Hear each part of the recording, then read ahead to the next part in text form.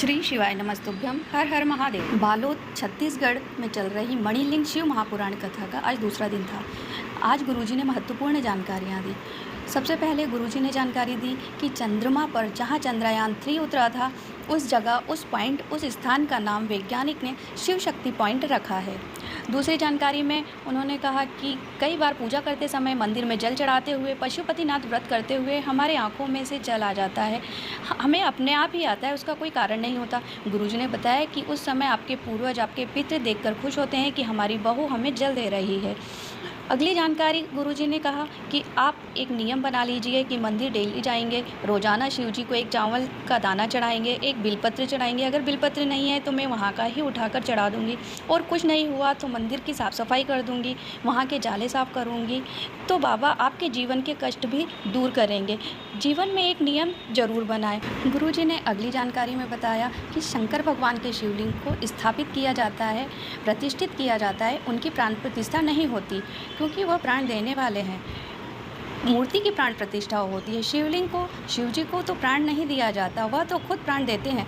बाकी देवताओं की मूर्तियों का प्राण प्रतिष्ठा गुरुजी ने बताया कि शिवलिंग 4 तरह के होते हैं: प्रतिष्ठित शिवलिंग, स्वयंभू शिवलिंग, उप शिवलिंग और ज्योतिर्लिंग शिवलिंग। गुरुजी ने अगली जानकारी में कहा कि रोटी 4 तरह की होती है। पहली माँ के हाथ की रोटी, दूसरी पत्नी के हाथ की रोटी, तीसरी बहू या बेटी उसके हाथ की रोटी, और चौथी रोटी जो हम पैसे देके बनवाते हैं। पहली रोटी जो माँ के हाथ की रोटी होती है उसमें वात्सल्य होता है, ममता होती है, स्नेह होते हैं, वो बड़े मन से बनाती है। हम खाने वाले का पेट भर जाता है पर मन नहीं भरता। दूसरी रोटी पत्नी के हाथ की होती है, उसमें समर्पण का भाव होता है, अपनापन का भाव होता है, पेट और मन दोनों ही भर जाता है। वह दिल से बनाती है और दिल तक पहुंचती है। तीसरे नंबर की रोटी बहू और बेटी के हाथ की होती है। यह कर्तव्य की रोटी होती है जो हमारा मन और पेट दोनों ही भरती है, हमें कर्तव्यों पर चलना सिखाती है, हमारे विचारों को बदलना सिखाती है। यह मन और पेट दोनों को भर देती है।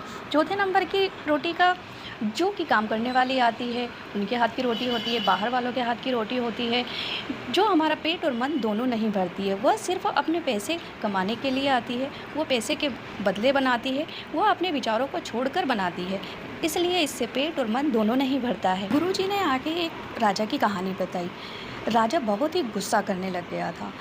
उसने अपने मंत्री को बुलाया कि आखिर मेरे जो व्यवहार है, मेरा जो मन है, क्यों क्रोधित हुए जा रहा है, मैं बार बार क्यों सबको डांटता हूँ, मैं क्यों चिड़चिड़ा हो गया हूँ, आखिर किसी वैद्य या किसी ज्योतिषी को पूछो। मंत्री ने कहा कि कहीं नहीं जाने की ज़रूरत है राजा जी, आप मुझे ये बताइए कि आप भोजन करते हैं।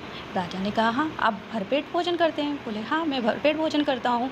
मंत्री ने रानी जी से पूछा कि आप भोजन बनाती हैं क्या रानी जी? रानी जी ने मना कर दिया कि नहीं, मुझे टाइम नहीं मिलता है, इसलिए दासी भोजन बनाती है। दासी से मंत्री ने पूछा कि भोजन तुम बनाती हो? उसने कहा हाँ। मंत्री ने कहा कि तुम्हारे यहाँ पे सब ठीक है? दासी ने कहा कि नहीं मंत्री जी, मेरे घर में बहुत परेशानियाँ चल रही है, शारीरिक कष्ट भी बहुत है, हमारे यहाँ पे मानसिक कष्ट भी बहुत है, मेरे घर की छत भी टपक रही है। पर राजा जी इतने पैसे वाले हैं लेकिन कोई मदद नहीं कर रहा है, हमने कितनी बार उनको कहा लेकिन वह नहीं सुनते हैं। दासी जो भोजन बनाती थी तो उसका मन जो था वो बहुत ही दुखी था, बहुत ही क्रोधित था, और वही भोजन बना रही थी, इसीलिए उसका असर राजा के ऊपर आ रहा था। गुरुजी ने कहा कि भोजन ऐसा करो कि हमारे भजन की ताकत बढ़े।